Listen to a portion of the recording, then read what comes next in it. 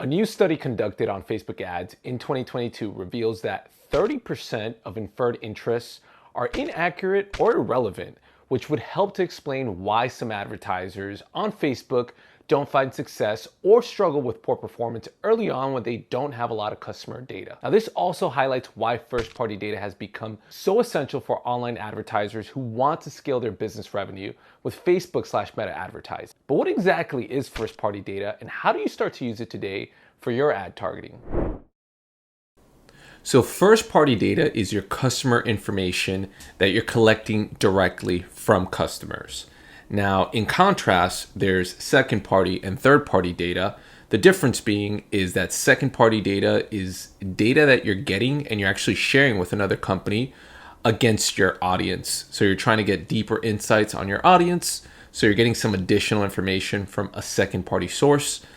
Whereas third-party data, it's unknown customers. You're getting data from some other company that's providing you this data, most likely for advertising purposes. Now, there's different types of first-party data, and we're going to cover all three of these. The first one being within the social platforms, Meta/Facebook in particular, is the in-platform data signals. So this is somebody, a prospect that you're targeting that's watching a video, maybe following your Instagram or Facebook page, or maybe they've interacted with an Instagram shop or Facebook shop that you've created. The second source is pixel data. So this is somebody that is landing on your website, whether it's on your homepage or product page, or someone that's taken an action like adding to cart or purchasing a product from you. And then the last type is your CRM data. So that's your email list with names and maybe customer phone numbers that you're collecting in your CRM database that you're then going to use to activate within the platforms. Now, what's important to note is that there is a difference of volume and quality of these signals. So starting off from the left, in platform data, you're going to be able to collect a lot of this because you can collect it from every single person that's interacting with your organic content and your paid content. So a lot of volume there. However, the quality of those signals can vary. As an example, somebody that follows your page isn't necessarily the same buyer profile of someone who's going to purchase from your business that might live in your CRM. Now, the second one is the pixel data, which is better quality because somebody that lands on your website has some level of intent. They're just not engaging with your content on Facebook or Meta-owned properties, but they're taking one step further because they're going to your website. Now, this is the type of first-party data in particular that's facing a lot of challenges, especially with iOS 14 updates. Now, the third one is CRM. And this is the most important because this is going to be the highest quality. Why? Because these are people who've already done business with you.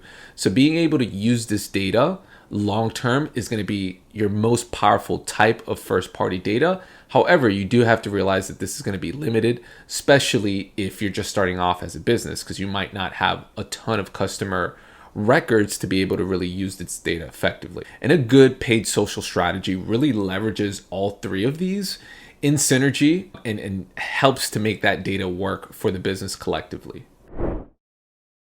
Hey YouTube fam, welcome back to Marketing Hustle. And if you're enjoying this video, make sure to subscribe and give us a thumbs up if you're enjoying the content.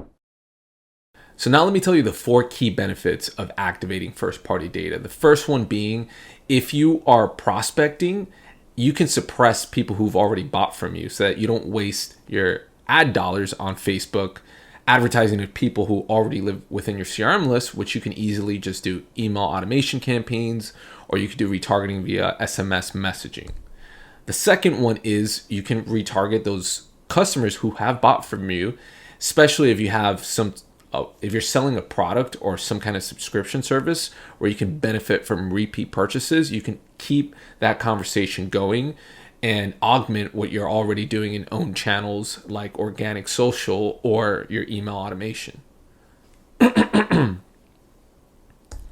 the third benefit is obviously you can retarget prospects who have engaged with your business. Maybe they've landed on your website, looked at a product page, or maybe they've gone to a pricing page if you're doing lead gen and haven't bought, because we know that retargeting on Facebook drives a 5x higher ROAS. So if there's already that intent there, that's an easy way to use that first party data.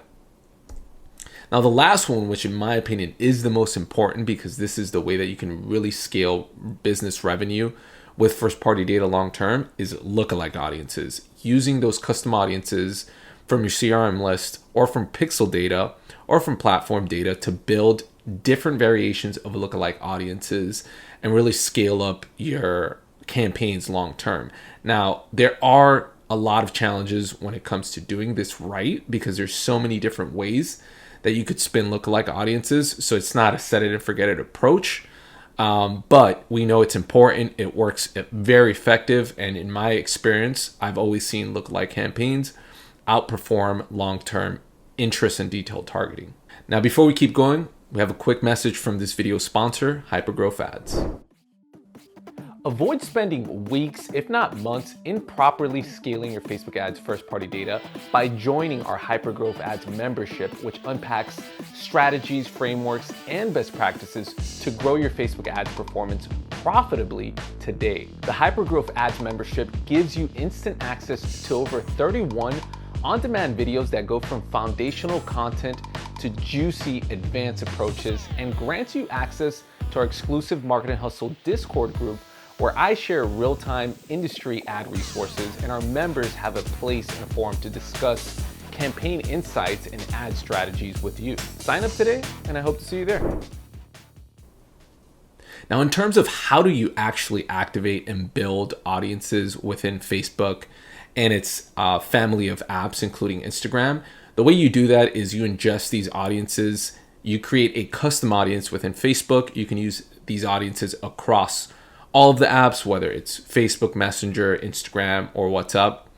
And once you create a custom audience within the platform, which you can build off of the in-platform signals, the pixel data, or your CRM list, you now have the ability to use that to activate, whether it's creating lookalikes or using this to suppress audiences or just using this to target those audiences themselves. And we have a whole nother video that covers how to actually do that. So for more, make sure to follow our link in the description and you can check that out right now. Until the next video, peace.